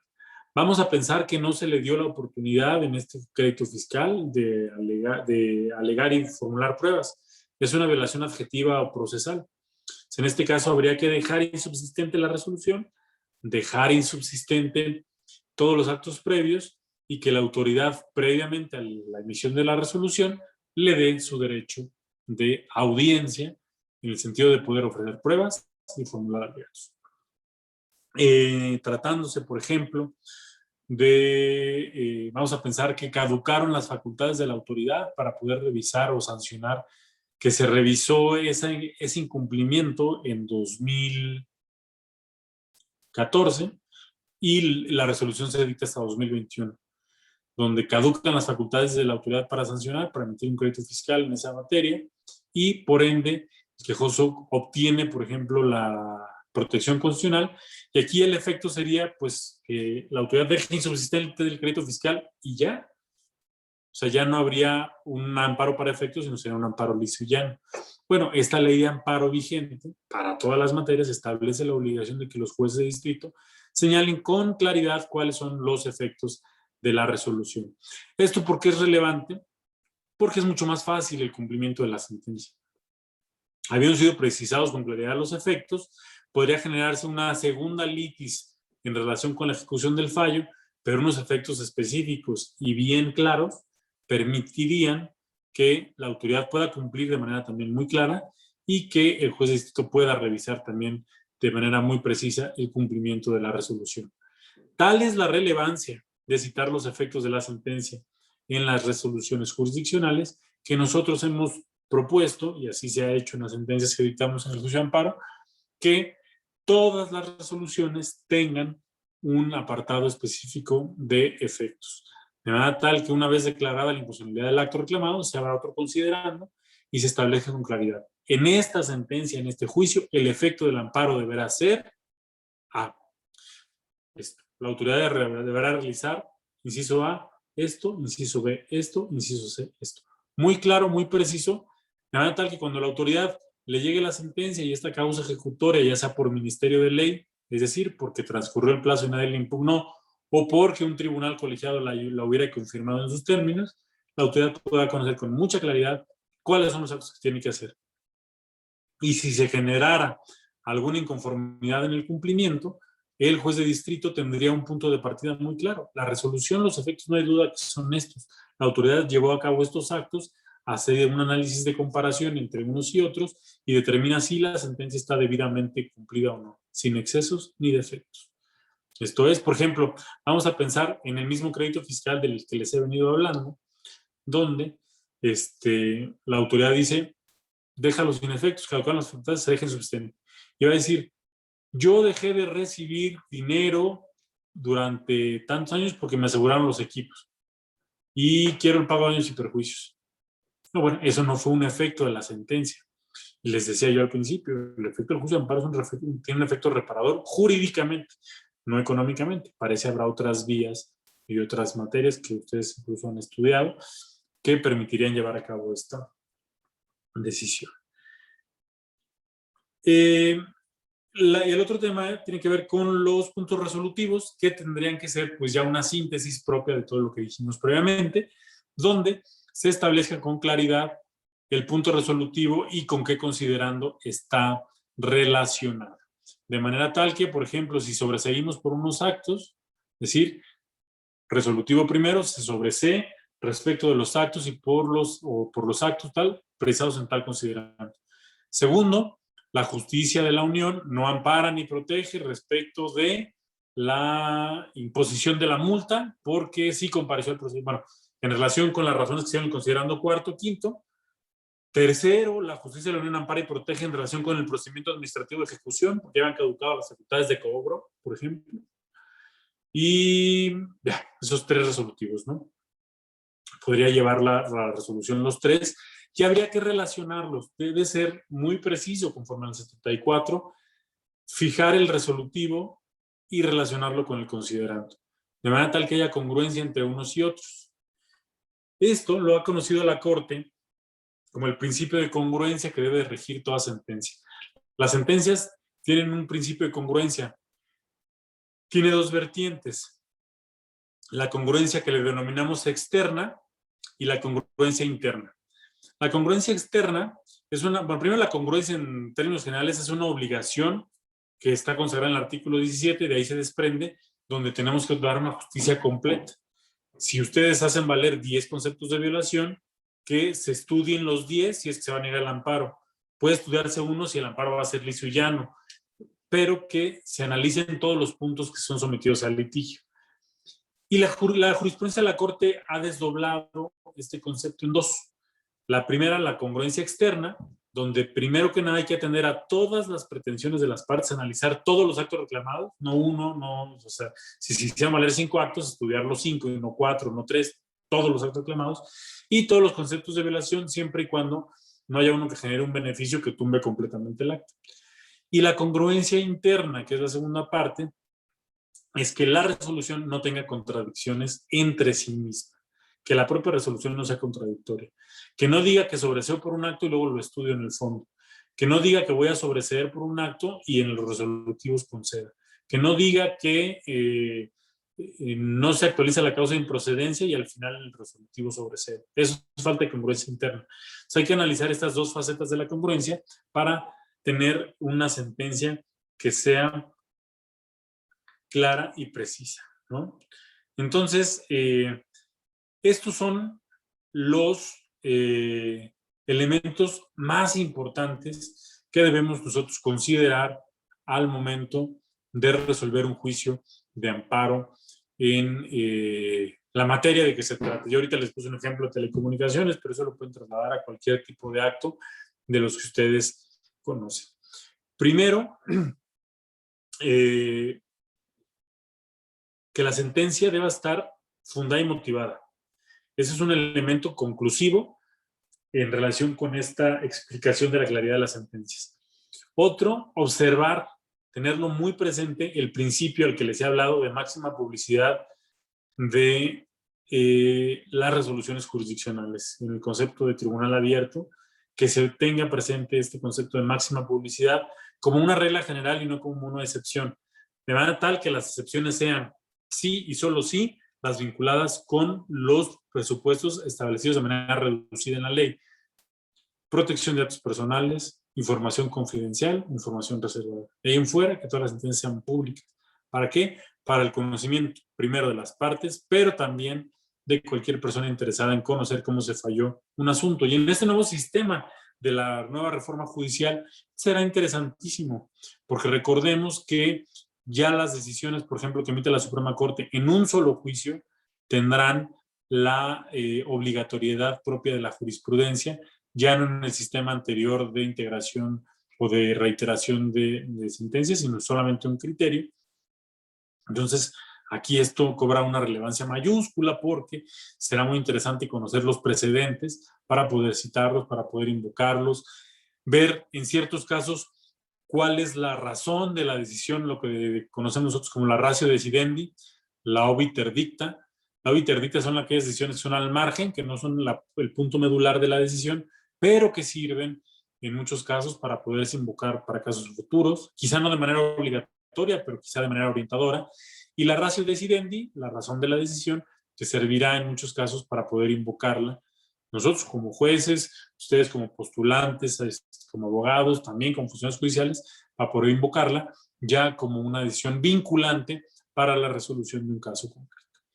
Son estas mis observaciones, mis propuestas en relación con las sentencias. Son las 8:45 y pues dejaría este breve espacio que nos queda para que pudieran ustedes hacer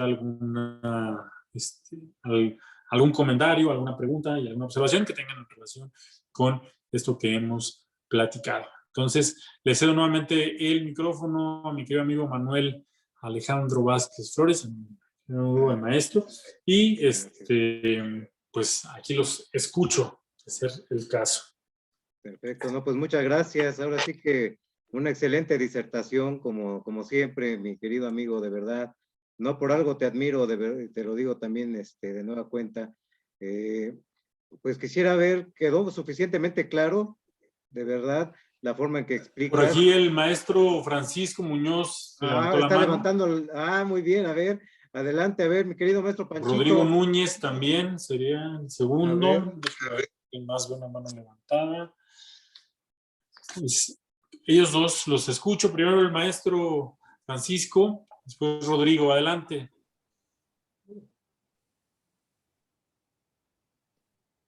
Gracias. También por aquí Perla Karina. Quiero comentarles en relación a las clasificaciones que usted ha hecho sobre las sentencias, efectivamente, y como bien sabemos, las sentencias deben de ser congruentes con los petitores, con los puntos que se piden, pero en alguna ocasión pudimos ver esta clasificación, a ver qué le parece, doctor. Es infrapetita, suprapetita y citrapetita, y es precisamente a lo que usted se viene refiriendo, que no deben de ser, conceder más de lo que se pide, menos de lo que se pide, o algo diferente a lo que se pide. Esa sería mi observación en cuanto a las clasificaciones de las sentencias. Me parece muy buena la clasificación. Le recomiendo, maestro, el libro del magistrado Marroquín Saleta. Él hace y utiliza esta clasificación de congruencia ultrapetita, ultrapetitia, extrapetitia, que hace precisamente a ir o más allá de lo pedido o quedarse corto con lo pedido, que es una clasificación distinta a la que realizó la Corte, pero que doctrinariamente es muy válida y es utilizada, desde luego, para la resolución de las sentencias. Creo que es muy oportuna la observación y relevante también. Muchas gracias, maestro. A ver, y luego seguía. ¿Quién seguía por ahí? A ver. Rodrigo y después Perla. Señor juez, es un placer estar con usted y conocerlo. El gusto es mío, maestro. Se lo aprecio mucho. Es toda una plática. Dicen que no hay las cátedras magistrales ya por cuestión académica, pero es precisamente para ilustrarnos a grupos de estudiantes y estudiosos del derecho. Enhorabuena, doctor, un fuerte abrazo. Gracias. Otro de vuelta, querido maestro. Muchas gracias a usted. Se lo aprecio mucho. Gracias. Seguiría Rodrigo y le pediría a Rodrigo, si no tuviera inconveniente, que le demos primero el uso de la palabra a Perla y después terminamos contigo, Rodrigo. Adelante, gracias. No, gracias a ti. Y te cedemos el uso de la voz, Perla. Ahora Adelante. Sí, Perlita, ahora sí te dejo. Sí. Bueno, primero que nada, muchas gracias por sus palabras, doctor. Y bueno, yo quería comentarle algo, juez, y una duda. Empezaré por que es un honor estar con usted. Algunos compañeros ya empezamos a andar ahí litigando y todo eso, y podemos darnos cuenta más o menos cómo está el Poder Judicial.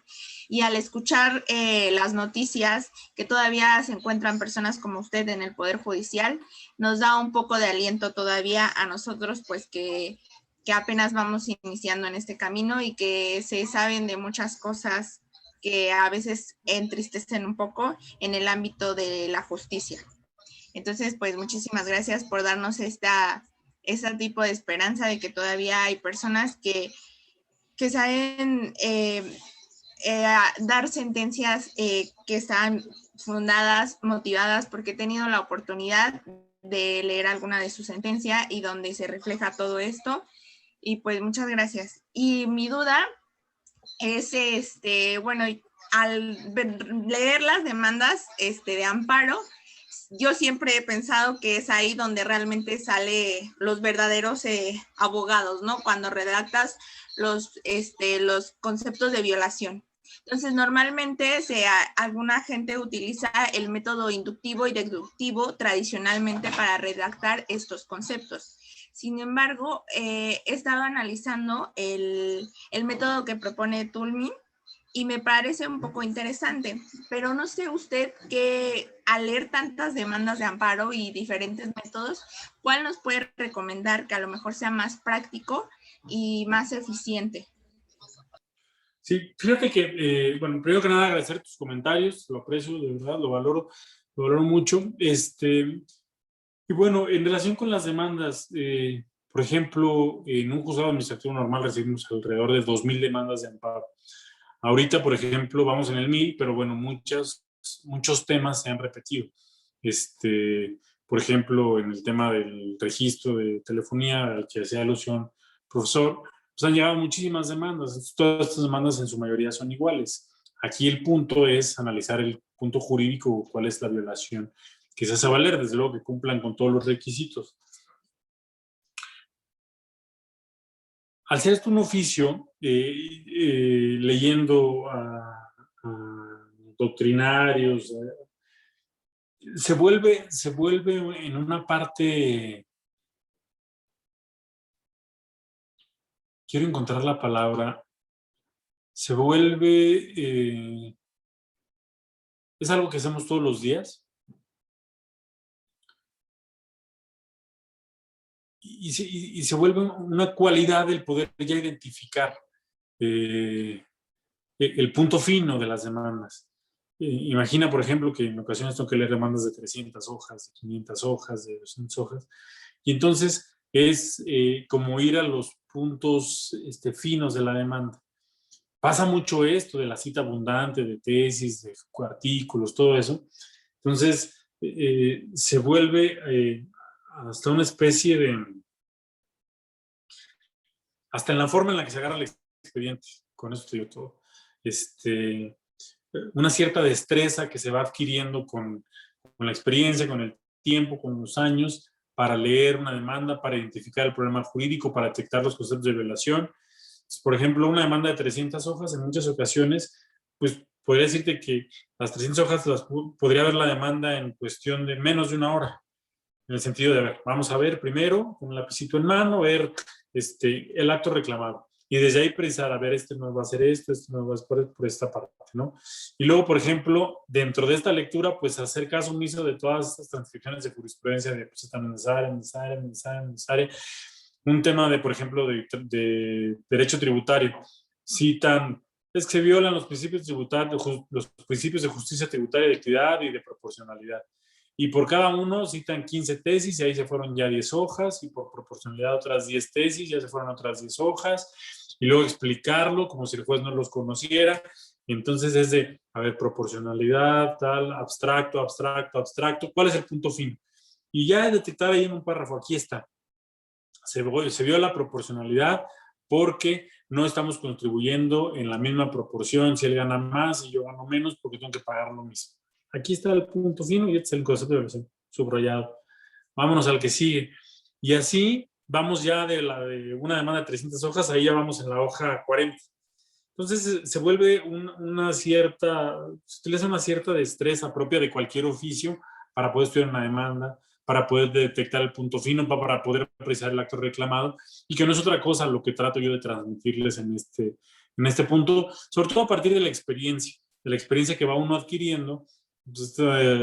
Estos ojos han revisado pues, más de 10,000 demandas en estos años, entonces ya algo de eso pues debe uno más o menos tener alguna idea, ¿no? Entonces, entendiendo que hay métodos inductivos, deductivos que se utilizan para el conocimiento del estudio, ya en esta parte se vuelve algo un poquito más como de la forma, ¿no? Incluso hasta la lectura de los propios párrafos. Hay que hacer uso de herramientas de lectura rápida, etcétera, donde uno va adquiriendo la destreza. Aquí está, esta es la parte relevante. Aquí es donde tengo que tener, ¿no? Creo que con eso te dejo contestada tu pregunta. Y agradeciendo desde luego tus comentarios, Perla. Muchas gracias. Y seguiría por ahí Rodrigo. Tenía también ahí alguna. Muchas gracias, señor juez. Adelante, Rodrigo. Muchas gracias. Dudas tengo muchas. Voy a poner la más breve y la que creo que engloba toda la discusión. Igualmente agradecerle su tiempo, señor juez. Usted al principio hablaba sobre un tema bastante interesante que es el de gobierno abierto. Y trasladando un poco esta parte a principios de la misma sentencia de amparo y de otras sentencias, hay un tema que me ha llamado mucho la atención desde que lo empecé a estudiar, y es que si bien, digamos que de la parte de los jueces hacia el público en general está el principio de claridad y sencillez de la sentencia para que éstas sean, pues, digamos, aptas para todo el público. A mí todavía como que me queda esa espinita de qué pasa del público en general hacia los jueces. Y ahí es donde entra el principio de resolución de la cuestión efectivamente planteada, mejor conocida como la de a causa de pedir, ¿no? Que es en donde se puede mencionar de forma breve y de forma, pues, hasta coloquial, qué es el acto reclamado y qué es esto que le está pidiendo al Poder Judicial. Y aquí mi duda es, usted, en un sentido ya mucho más experimentado al interior de este Poder Judicial, ¿cómo ve o cuál es su perspectiva, mejor dicho, de esa parte de que el público pueda tener un mayor acceso a la demanda y al juicio de amparo en términos menos técnicos, menos elaborados y más simples? Acabas de poner el punto sobre las IES, tu percepción es muy relevante porque tiene que ver precisamente con esta clasificación de la información. Cuando nos referimos de gobierno abierto y trasladado a la actividad jurisdiccional a tribunal abierto, hablamos de las decisiones que se toman al interior de los órganos jurisdiccionales, las decisiones de los jueces, a partir de las cuales resuelven un problema jurídico que es sometido a su jurisdicción, le dan el cauce correspondiente a través de este vehículo al que hemos denominado sentencia, ¿no? Ese es el punto. Ahora tú hablas de, ok, a partir de este tema de gobierno abierto, el abrir el expediente a otras personas. Me parece que es aquí un poco más complejo.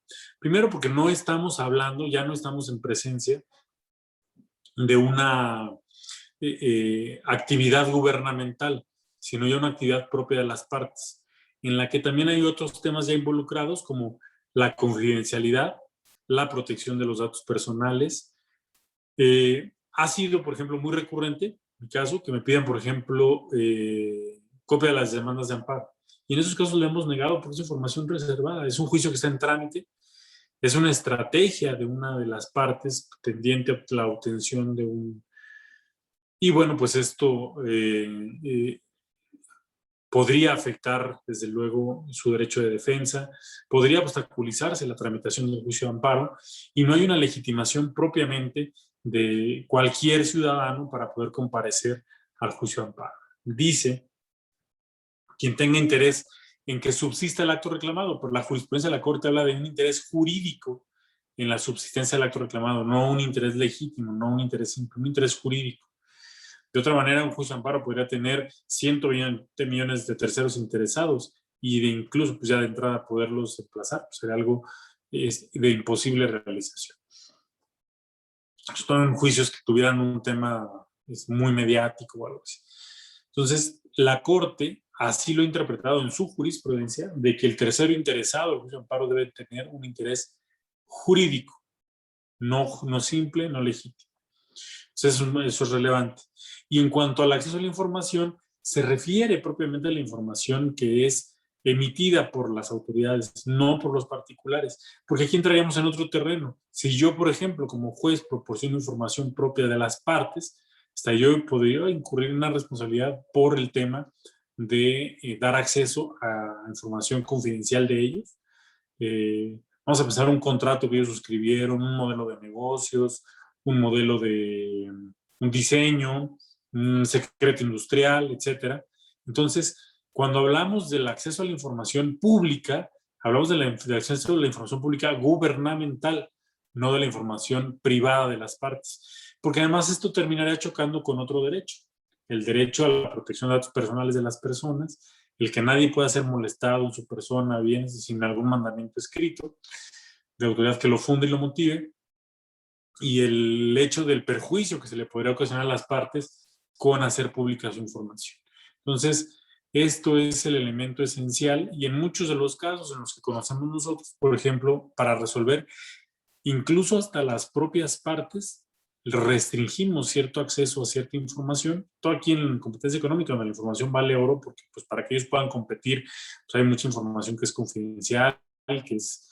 Entonces, bueno, esta información sí la necesito que me la mandes para resolver, pero no estará a disposición de las partes, solamente del secretario y del juez que elabora el proyecto para poder resolver, ¿no?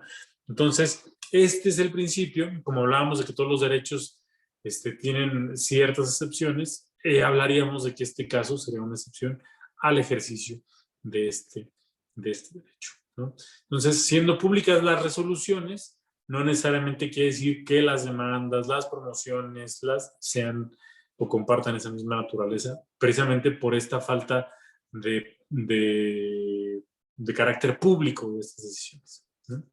Con eso le daré mi respuesta. Maestro, pues llegamos a la hora. Ya llegamos. Muchas gracias. Sí, quiero agradecerle primero que nada la invitación. Me siento muy honrado que me haya invitado. A los alumnos que participaron, el interés por estar en esta charla esta tarde. Reiterarme sus órdenes para los efectos académicos que se requieran. Me gusta mucho poder llevar a cabo, no lo veo yo como una clase, como una conferencia, sino más bien como un intercambio de conocimientos, de ideas. Yo pues trato de transmitirles en muchas ocasiones mis ideas, mis puntos de vista en términos académicos sobre ciertos temas, pero además a mí me funciona porque esta retroalimentación es sumamente importante para... Aprende mucho uno, no solamente y ustedes, maestros, el profesor Francisco, el profesor Manuel, lo saben, lo viven, que a veces aprendemos más nosotros de ustedes que ustedes de nosotros, porque nosotros preparamos la clase, nosotros somos los que nos aventamos las preguntas. En muchos casos les he dicho, esta respuesta no la tengo ahorita, y en lugar de decirles algo que no tenga nada que ver, prefiero reservármela y decírselas en la siguiente, por ejemplo, ¿no? Entonces, aprendemos mucho. Entonces, este ejercicio de intercambio es muy bueno. Agradeciéndoles mucho, estoy a sus órdenes en el Juzgado Segundo de Distrito en materia administrativa, especializado en competencia económica, redacción y telecomunicaciones. Y bueno, pues les deseo a todos mucho éxito en los proyectos que estén emprendiendo, tanto académicos como profesionales, y reiterando mi agradecimiento a todos ustedes y principalmente al maestro que me invitó. Don Manuel, muchas gracias. Sus órdenes, como siempre, y pues mucho éxito a todos. No, muchas gracias, de verdad, mi querido amigo, su señoría, ahora sí que, pues muchas gracias por haber estado con nosotros, por tu tiempo, mi querido amigo, de verdad, tu disposición, y que, pues, créeme que esto nos lo vamos a llevar, para siempre. De verdad, esta clase, como tú dices, que fue un intercambio de ideas, pero sobre todo, pues, la forma que tienes tú de podernos proyectar tu conocimiento y como juzgador, créeme que es muy digerible. Me llevo muchas cosas también, siempre, de hecho, de los alumnos, pero ahorita, más que nada, de ti, mi querido amigo, porque, pues, eres una persona admirable, bien lo dijo Perlita, y lo dijo bien, una persona que, pues, gracias a ti todavía podemos creer en la justicia, y te lo digo realmente, lo digo delante de mis alumnos que todavía quedan aquí, de mis maestros, de que